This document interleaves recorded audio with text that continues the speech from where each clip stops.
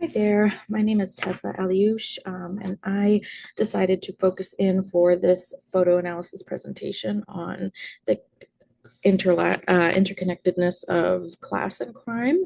Um, and we know that typically areas of lower socioeconomic status typically have to have correlation with higher levels of street crime.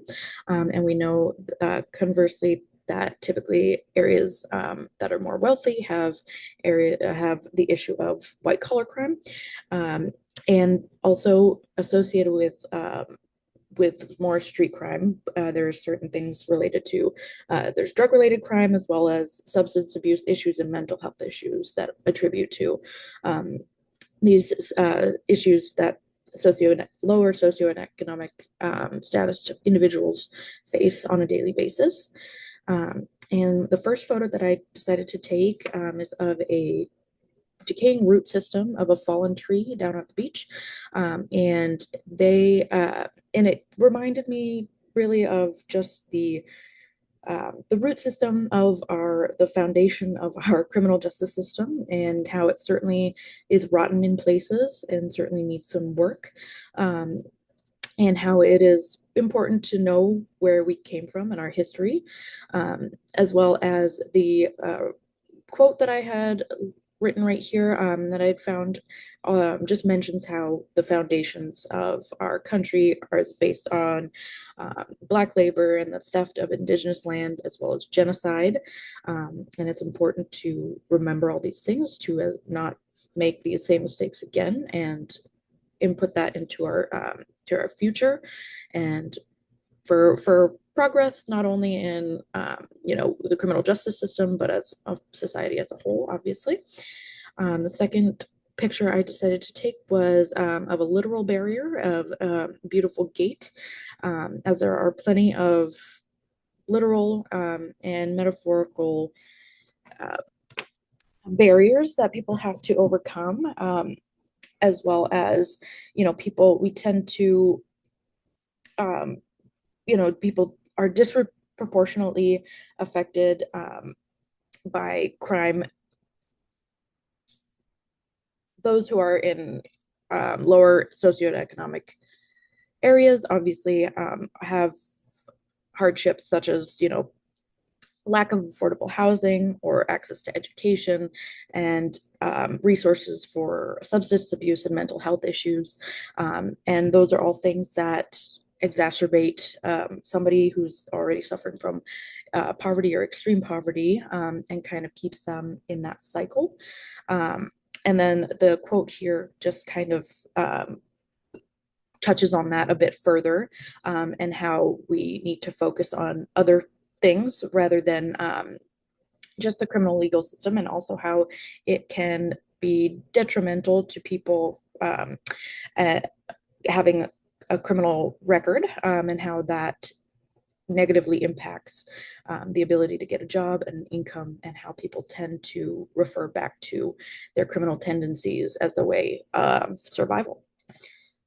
Um, this beautiful picture, I just think shows the interconnectedness that we have as humans, but also relates to the intersectionality of crime and class, as well as, um, other aspects of one's identity, such as race and gender. Um, but I do believe that this is we do have a moral obligation as people to do what's right and to stand up to unfair treatment. And this just shows that, we are connected in that way, and so we should all be doing what's right and to improve what in conditions for everyone across the board, including people who are incarcerated.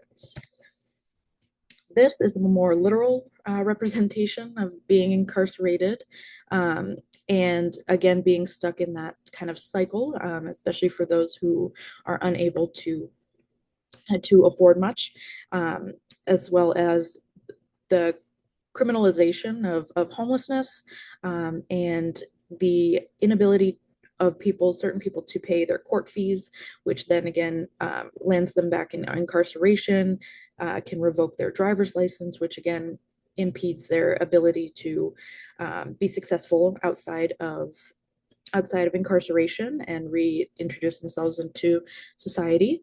And again, it reinforces that we focus on punishment opposed to rehabilitation, and that these punishments do have really lasting damage to these individuals, and how it sometimes leads to a lifetime of crime and violence uh, once they're stuck in that cycle.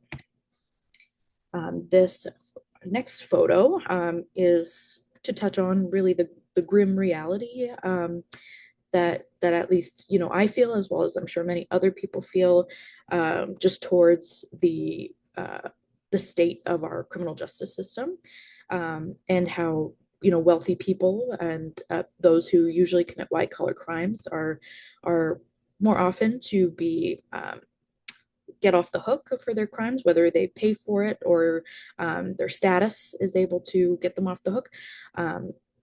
But even so, it makes people uncomfortable. It's morbid. It's uncomfortable. Um, and why some people commit crime as a means of survival, whether it's for food or taking care of their family.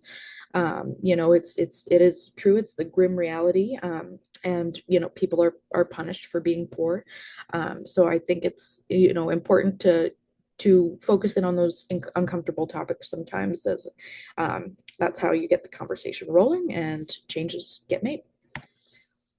This next photo is something that is, touches a lot of people, not just individuals who are in, lower income or, areas of communities of color. This issue of substance abuse and alcoholism touches people across all socioeconomic backgrounds and whatnot, and racial backgrounds. But it is something that is especially prevalent in these areas, or can cause somebody to become exposed to either drugs or alcohol. And then also in these certain areas, they often don't have policies or programs in place to then help these individuals, transition out of addiction and continue a successful life outside of addiction or mental health issues. But again, this is just to touch on that, even though this issue in particularly affects people across all ages, classes, backgrounds.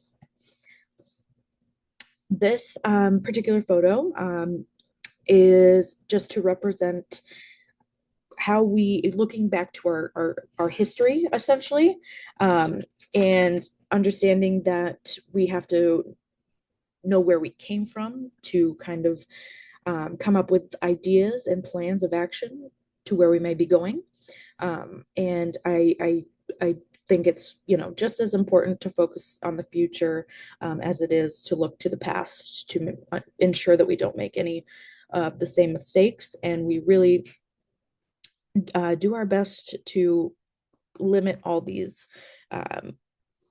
time wasters and money wasters and policies that'll actually enact real change, physical change, feasible change, for people to look at and see that there is progress being made.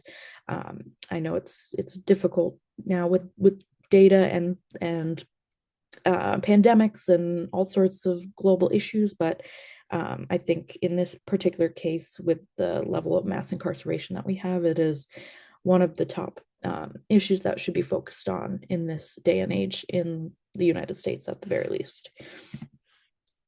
And this final photo is of what I would like to say the light at the end of the tunnel. As we truly need to focus on alternatives to incarceration for especially for those who commit lower level crimes and nonviolent crimes.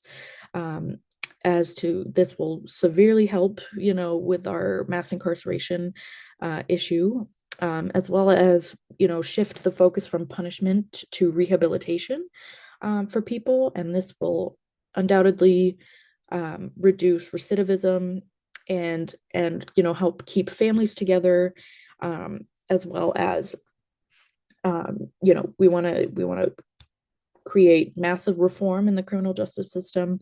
Again, find those alternatives to incarceration for lower level offenses, and hold police and institutions accountable for their treatment and actions towards others, especially in regards to class, race, and gender. And obviously, the finally we need to improve or get rid of ineffective policies that have been in place that are either wasting money or at the very least wasting resources and time, when we could be working on finding policies and programs that are far more effective and in actually creating feasible change that we are desperate to see at this point. Um, so yes, I really enjoyed taking a lot of these photos and trying to relate what I see around me to this multifaceted issue. But it's been very interesting, and I appreciate you watching along. Thank you so much. Take care.